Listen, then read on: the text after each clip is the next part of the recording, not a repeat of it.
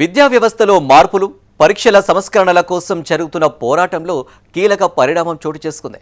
కేంద్ర మంత్రి JP నడ్డాతో CJP ప్రతినిధులు చర్చల తర్వాత సామాజిక ఉద్యమకారుడు, పర్యావరణవేత్త సోనం వాంగ్చుక్ 23 రోజులుగా చేపట్టిన దీక్ష ముగించారు.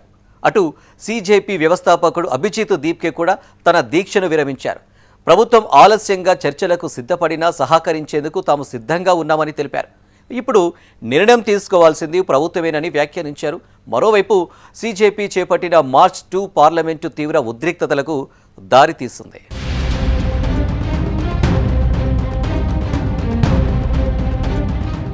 నీట్ పత్రాల లీకేజీ వ్యవహారంపై కాక్రోచ్ జనతా పార్టీ చేపట్టిన పోరాటం మార్చ్ 2 పార్లమెంటు పిలుపుతో కీలక మలుపు తిరిగింది.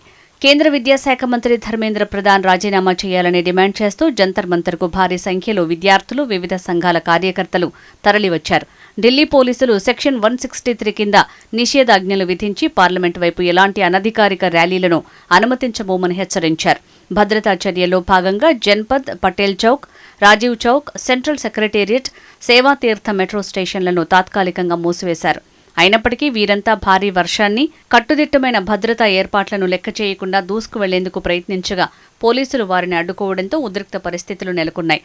పరిస్థితి ఉద్రిక్తంగా మారటంతో కొంతమందిని చెదరగొట్టేందుకు లాఠీచార్జి చేశారు.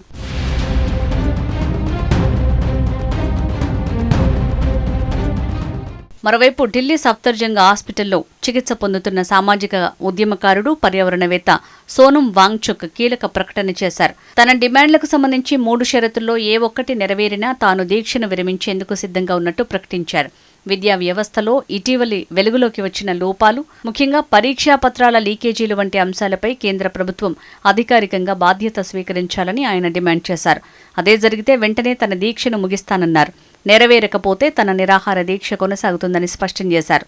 సీజేపీ కార్యకర్తలు చేపట్టిన ఆందోళనకు స్వయంగా వెళ్లి మద్దతు తెలపాలని ఉందన్న ఆయన ఇందుకోసం ఆసుపత్రి నుంచి వెళ్లేందుకు తాత్కాలికంగానైనా అనుమతి ఇవ్వాలని ఆసుపత్రి సూపరింటెండెంట్ని కోరారు.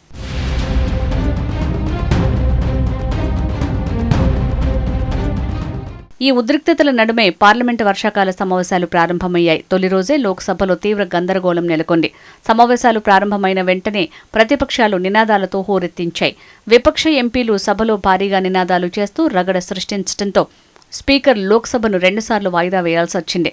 అటు రాజ్యసభలో ప్రధాన ప్రతిపక్ష నేత మల్లికార్జున ఖర్గే కేంద్ర ప్రభుత్వంపై తీవ్ర విమర్శలు చేశారు. నీట్ పేపర్ లీకులపై మాట్లాడకుండా ప్రభుత్వం బలప్రయోగానికి దిగుతోందని, ప్రశ్నించే గొంతులను నొక్కేస్తోందని ఆరోపించారు. నీట్ పేపర్ లీక్ అనేది లక్షలాది మంది విద్యార్థుల భవిష్యత్తుకు సంబంధించిన విషయమని ఖర్గే అన్నారు. సీజేపీ ఆధ్వర్యంలో జరుగుతోన్న నిరసన గురించి ప్రస్తావించారు. ప్రభుత్వం బలప్రయోగానికి దిగి వారి గొంతులను నొక్కేయాలని చూస్తోందని ఆరోపించారు. నీట్ అక్రమాలపై విద్యార్థుల నిరసనలపై చర్చ జరపాలని డిమాండ్ చేశారు.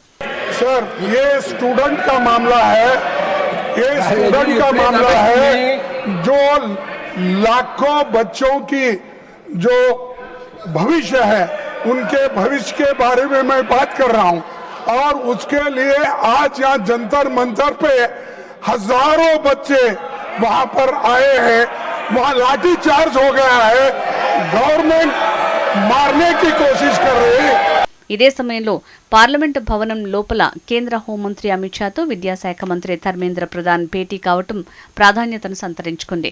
ప్రధాన్ తన పదవికి రాజీనామా చేయాలని కాక్రోచ్ పార్టీ ప్రధానంగా డిమాండ్ చేస్తున్న సంగతి తెలిసిందే. ఈ తరుణంలో ఏదైనా నిర్ణయం వెలువడుతుందా అనే ఉత్కంఠ నెలకొంది. అమిత్ షా, ధర్మేంద్ర ప్రధాన్ భేటీ ఒకవైపు కొనసాగుతుండగా మరోవైపు పార్లమెంటు వద్ద చోటు చేసుకున్న నిరసనలు చర్చనీయాంశంగా మారాయి. అయితే దీనిపై అమిత్ షా, ధర్మేంద్ర ప్రధాన్ కార్యాలయం ఎలాంటి అధికారిక ప్రకటన చేయలేదు. ఈ పరిణామాల నేపథ్యంలో సోనం వాంగ్చుక్ 23 రోజులుగా దీక్ష చేపట్టిన తన దీక్షను విరమిస్తున్నట్టు ప్రకటించారు. ప్రభుత్వం చర్చలకు ముందుకొచ్చిన నేపథ్యంలో సోనం వాంగ్చుక్ చేసిన విజ్ఞప్తి మేరకు సీజేపీ వ్యవస్థాపకుడు అభిజిత్ దీప్కే కూడా తన నిరవధిక నిరాహార దీక్షను విరమించారు.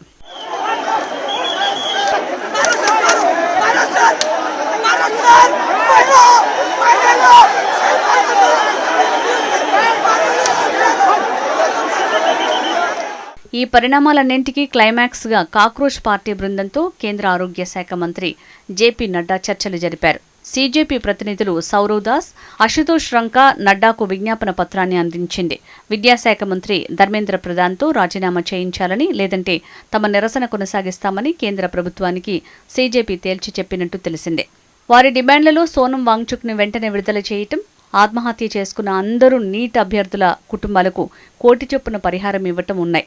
తమ డిమాండ్ల జాబితాను లిఖితపూర్వకంగా అందించామని, స్పందించే ముందు బీజేపీ నాయకత్వంతో చర్చించేందుకు సమయం కోరారని సీజేపీ నేతలు చెప్పారు. భేటీ తర్వాత దాస్ స్పందిస్తూ కేంద్ర మంత్రిని కలిసే ముందు ఇద్దరము 2 గంటలకు పైగా వేచి చూశామని, చివరికి దాదాపు 10 నిమిషాలు మాట్లాడే అవకాశం లభించిందని చెప్పారు.